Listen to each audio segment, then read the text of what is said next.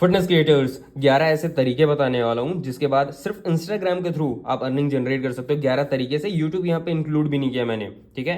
Part 18 है money and client series का। 1 और 2% क्रिएटर्स को ही ये बातें पता है, यानी कि कुछ पॉइंट्स तो सबको पता है, बट जो एक्चुअल चीजें बताने वाला हूँ वो सिर्फ 1 और 2% को पता है।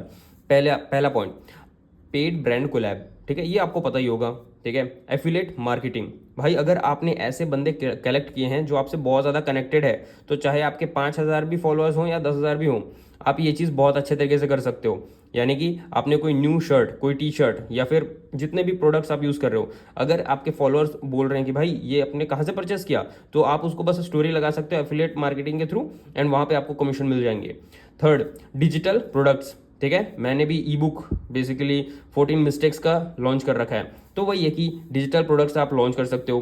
पेड ऑनलाइन कोचिंग, ये चीज़ मैं कर रहा हूँ बेसिकली, ये दो चीज़ें है ना। पेड ऑनलाइन कोचिंग यानी कि आप जो भी सर्विस या जो भी कंटेंट क्रिएट करते हो उसी के अकॉर्डिंग, है ना, आप जो भी सर्विस प्रोवाइड कर रहे हो उसको पेड में थोड़ा सा लाइक आप बेटर चीज़ प्रोवाइड कर सकते हो। इंस्टाग्राम सब्सक्रिप्शन, भाई जैसे ही ये ऑन हो जाएगा, देखो बहुत सारे क्रिएटर्स को ये शायद 5 या 10 हज़ार फॉलोअर्स के बाद मिलते हैं, ठीक है। तो आप जो भी प्रोवाइड करते हो उसका एक सुप्रीम लेवल या फिर एक एडवांस लेवल आप वहाँ पे प्रोवाइड कर सकते हो। लेट्स से कि मैं एल्गोरिथम के ऊपर इंफॉर्मेशन देता हूँ फिटनेस कंटेंट क्रिएटर्स को, तो मैं ऐसा कर सकता हूँ कि क्या पता मैं डेली बेसिस में जो वायरल चीज़ें हैं, वायरल मतलब वैल्यूएबल चीज़ें मैं प्रोवाइड कर सकता हूँ, है ना। तो वैसे ही आपका रहेगा।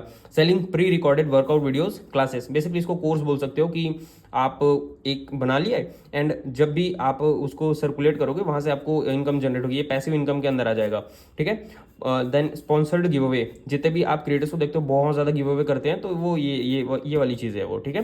फिटनेस चैलेंजेस, ठीक है। आप कोई हैशटैग रन कर रहे हो कि भाई आपको अगर इस चैलेंज में पार्टिसिपेट करना है ये करो, एंड 4 हफ्ते बाद अगर आप इसमें विन कर जाते हो तो आपको XYZ अमाउंट मिलेगा, ये आपने देखा ही होगा, ठीक है। पेड शॉर्ट आउट्स, ठीक है। जितने भी क्रिएटर्स का आपने देखा होगा कि स्टोरी पे बस एक बार वो करते हैं, ठीक है, इंट्रोड्यूस करते हैं किसी भी चीज़ के बारे में, वो पेड शॉर्ट आउट की कैटेगरी में आ जाता है, ठीक है। इंस्टाग्राम बैजेस, ये शायद गिफ्ट वाला चीज़ है जो इंस्टाग्राम में आप लाइव आते हो ना, इसके बारे में मेरे को कुछ खास आइडिया नहीं है, ठीक है। मर्चेंडाइज, ये तो आपने देखा ही होगा भाई, टी शर्ट लॉन्च कर रहे बंदे, है ना।